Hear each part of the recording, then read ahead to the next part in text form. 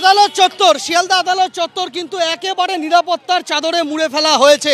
আদালতে ঢোকা বেরোনোর যে পথ সেখানে কিন্তু দফায় দফায় গার্ড রেল দিয়ে ঘিরে দেওয়া হয়েছে।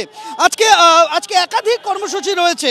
প্রথম কর্মসূচি আজকে বেলা 1টার সময় ডাক দিয়েছে মেডিকেল সার্ভিস সেন্টার এবং নার্সেস ইউনিটি, অর্থাৎ চিকিৎসকদের সংগঠন, নার্সদের সংগঠন, তারা 1টার সময় বিক্ষোভ কর্মসূচি এবং জমায়েতের ডাক দিয়েছে শিয়ালদা স্টেশন চত্বরের ঠিক দূরে শিয়ালদা কোর্টের সামনে।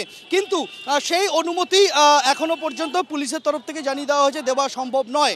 আজকে দুপুর 2টো থেকে West Bengal doctors front, West Bengal junior doctor front এবং তার পাশাপাশি অভয়া মঞ্চ, জয়েন্ট প্ল্যাটফর্ম অফ ডক্টরস, অর্থাৎ সিনিয়র ডাক্তার, জুনিয়র ডাক্তার সংগঠন, অভয়া মঞ্চ, তারা সবাই মিলে কলকাতা পুলিশের কাছে ইমেল পাঠিয়েছিলেন। তারা এখানে বিক্ষোভ কর্মসূচি এবং এখানে জমায়েতের কর্মসূচি তারা নিয়েছিলেন। কিন্তু কলকাতা পুলিশের তরফ থেকে পাল্টা মেল পাঠিয়ে জানিয়ে দেওয়া হয়েছে যে তাদের অনুমতি দেওয়া সম্ভব নয় জমায়েতের।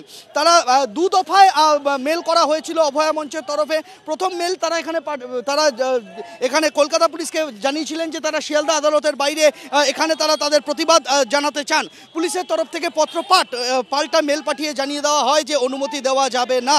তারপরে তারা আবার মেল পাঠিয়েছিলেন অভয়া মঞ্চের তরফে এবং সে সময় তারা বলেছিলেন, আমার সঙ্গে রয়েছেন অজয় রায়, আমার ক্যামেরা পার্সন অজয় দাস, তাকে দেখাতে বলবো। এই যে তুমি দেখতে পাচ্ছ শিয়ালদা মেট্রো স্টেশন, যেটা শিয়ালদা মেট্রো স্টেশনের সামনে তারা জমায়েত করতে চেয়েছিলেন, কিন্তু পত্রপাঠ সেই মেলের জবাব কলকাতা পুলিশের তরফ থেকে দিয়ে দেওয়া হয়েছে যে এখানে 163 ধারা জারি করা হয়েছে এবং সে কারণে এই শিয়ালদা স্টেশন চত্বর এবং শিয়ালদা আদালত চত্বর পুরোটাই কিন্তু এই মুহূর্তে সব রকম প্রতিবাদ বিক্ষোভ কর্মসূচি তার অনুমতি বাতিল করা হয়েছে এবং নতুন করে অনুমতি দেওয়া সম্ভব নয় কাউকে। এবং তার কারণ হিসেবে কলকাতা পুলিশ যেটা উল্লেখ করেছেন যে এখানে আইন শৃঙ্খলাজনিত সমস্যা হতে পারে, কেননা অত্যন্ত সংবেদনশীল একটি মামলার আজকে রায়দান আমরা জানি এবং কলকাতা পুলিশের তরফ থেকে সেই বিষয়টা উল্লেখ করা হয়েছে। কলকাতা পুলিশ যে মেল অভয়া মঞ্চকে পাঠিয়েছে, যার কপি আমাদের হাতে এসে পৌঁছেছে, তাতে তারা একদম স্পষ্টভাবে বলে দিয়েছেন যে এখানে অনুমতি দেওয়া সম্ভব নয়। তার কারণ এখানে নিরাপত্তা বিঘ্নিত হতে পারে, আইন শৃঙ্খলা বিঘ্নিত হতে পারে, সেই কারণে এই অনুমতি তারা দিচ্ছেন না।